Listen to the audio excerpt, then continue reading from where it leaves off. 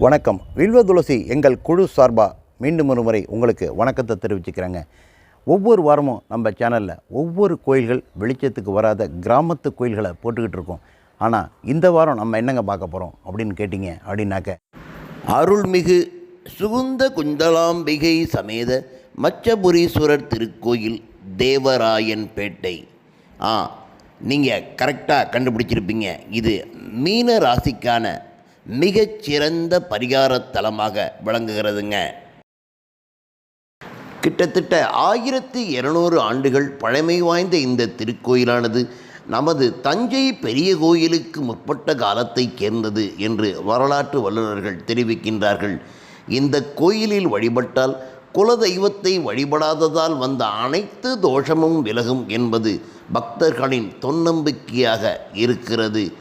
மகாவிஷ்ணு மச்ச அவதாரம் கொண்டு சிவனை வழிபட்ட சின்னமானது கோயிலின் முகப்பிலேயே கருங்கல்லால் புடைப்புச் சிற்பமாக செதுக்கப்பட்டிருக்கிறது. திருமால் எடுத்த முதல் அவதாரம் மச்சாவதாரம். மச்சம் என்றால் மீன் என்று பொருள். வேதங்களை அபகரித்து கொண்டு போய் கடலில் ஒளித்து வைத்திருந்த ஹயக்ரீவன் என்ற அசுரனை அழிப்பதற்காக திருமால் எடுத்த அவதாரம்தான் இந்த மச்சாவதாரம். இந்த மச்ச அவதாரத்துடன் சம்பந்தப்பட்ட கோயில்தான் கும்பகோணம் அருகே தேவராயன்பேட்டையில் அமைந்திருக்கும் இந்த மச்சபுரீஸ்வரர் திருக்கோயில். இந்த ஆலயத்தில் உள்ள மூலவர் மச்சபுரீஸ்வரர். இறைவியின் பெயர் சுகுந்த குந்தலாம்பிகை.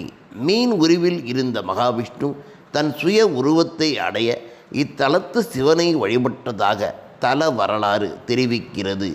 இந்த ஆலயம் மீன ராசிக்காரர்களின் பரிகார தலமாக விளங்குகிறது என்பது சிறப்பு. இக்கோயிலின் தல வரலாற்றின்படி ஒரு சமயம் படைப்பு கடவுளான பிரம்மா அசந்து தூங்கிவிட்டார். அப்பொழுது ஹயக்ரீவன் என்ற ஒரு அசுரன் பிரம்மனிடம் இருந்த படைப்புக்கு ஆதாரமான வேதங்களை திருடிச் சென்று விட்டான். இதனால் உலகம் ஸ்தம்பித்து விட்டது. பிரம்மன் செய்வதறியாது திகைத்திருக்கிறார். பரந்தாமனை தொகுத்து வேதங்களை மீட்டு தரும்படி வேண்டியிருக்கிறார். அப்பொழுது மகாவிஷ்ணுவை நோக்கி சத்தியவிரதன் என்ற மன்னன் நீரையே உணவாக கொண்டு கடும் தவம் செய்து கொண்டிருக்கிறான். ஒருமுறை அவன் தன்னுடைய தினசரி கடன்களை செய்து ஆற்றில் இரு கைகளாலும் நீரை அள்ளிய பொழுது சிறிய மீன் குஞ்சு ஒன்று அவன் கைகளில் தண்ணீரோடு சேர்ந்து வந்திருக்கிறது. அந்த மீன் அதிசயத்தக்க வகையிலே பேசியும் இருக்கிறது.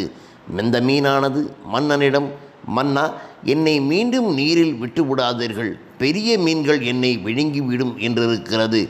மீன் பேசுவதை கேட்டு ஆச்சரியப்பட்ட மன்னன் அந்த மீனை தன் கமண்டலத்திலே போட்டு கொண்டிருக்கிறான்.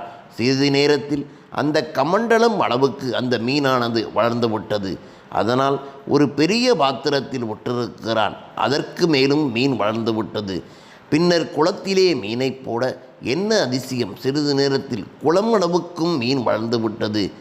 இறுதியிலே படை வீரர்கள் உதவியுடன் மீனை தூக்கி கொண்டு போய் கடலிலே விட்டிருக்கிறான்.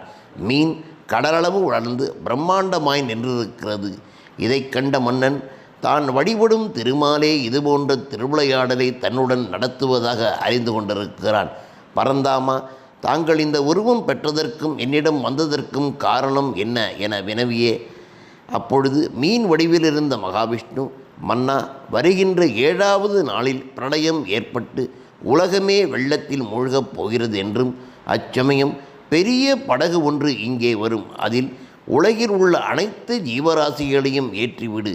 பிரளய வெள்ளத்தில் இந்த படகு மிதக்கும். மச்ச அவதாரம் எடுத்து நான் அந்த படகை சுமந்து கவிழ்ந்து விடுவதாறு காப்பாற்றுவேன் என்று கூறியிருக்கிறது. அப்பொழுது நீங்கள் அதன் காரணத்தையும் என் மகிமையும் அறிவீர்கள் என்று கூறிவிட்டு மறைந்திருக்கிறார் மகாவிஷ்ணு. அவர் கூறியபடி 7வது நாளிலே பெரிய பிரளயம் ஏற்பட்டு வெள்ளம் சூழ்ந்து பெரிய படகு ஒன்றும் அங்கே வந்திருக்கிறது. மன்னனும் உயிர்களை காப்பாற்ற வேண்டி அவற்றை படகில் ஏற்றிக்கொண்டு சென்றிருக்கிறான். பலத்த காற்றால் படகு அடக்கழிக்கப்பட்டிருக்கிறது. அப்பொழுது மகாவிஷ்ணுவானவர் மச்ச அவதாரத்திலே தோன்றி படகை சுமந்து சென்று பிரளயம் முடிந்ததும் நிலத்தில் விட்டு அனைத்து உயிர்களையும் காப்பாற்றி இருக்கிறார். மன்னனுக்கு மச்ச புராணத்தையும் அவர் உபதேசித்திருக்கிறார்.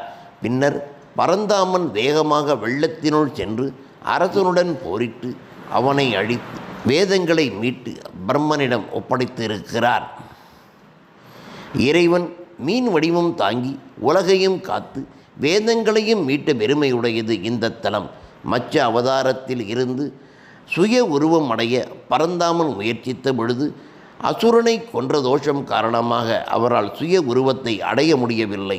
இதனால் இவர் இத்தலத்து சிவலிங்கத்தை பிரதிஷ்டை செய்து வணங்கியிருக்கிறார். சிவன் அருளால் மகாவிஷ்ணு சுய உருவம் அடைந்ததாக தல புராணம் கூறுகிறது.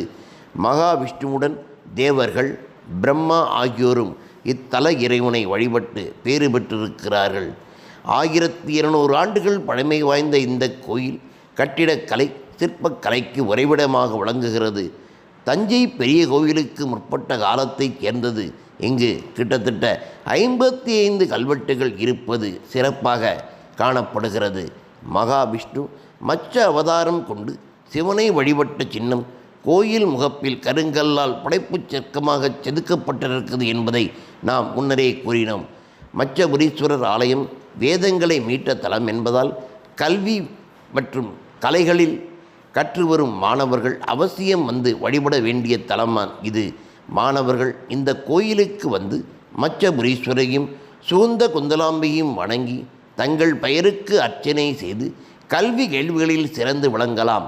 குலதெய்வ வழிபாடு செய்யாமல் விட்டவர்கள் இங்கு வந்து வழிபட்டு மீண்டும் தங்களது குலதெய்வ வழிபாட்டை தொடங்கிவிட்டால் போதும். குலதெய்வ தோஷத்தால் வந்த தோஷம் விலகும் என்பது இங்கு ஒரு தொன்னம்பிக்கையாக விளங்குகிறது. தஞ்சாவூரில் இருந்து கும்பகோணம் செல்லும் வழியில் கிட்டத்தட்ட 20 கிலோமீட்டர் தூரத்தில் பண்டாரவாடை என்ற கிராமம் இருக்கிறது. அங்கிருந்து 1 கிலோமீட்டர் தூரத்திலே மச்சபுரீஸ்வரர் கோயில் அமைந்திருக்கிறது. பாபநாசத்தில் இருந்து பண்டாரவாடையில் இருந்தும் இந்த கோயிலுக்கு மினி பஸ் மற்றும் ஆட்டோ வசதிகள் இருக்கிறது. மிகச்சிறப்பாக பராமரிக்கப்பட்டு அனைத்து பண்டிகைகள் மற்றும் கோயில் திருவிழாக்கள் இன்றளவும் கொண்டாடப்பட்டு வருகிறது.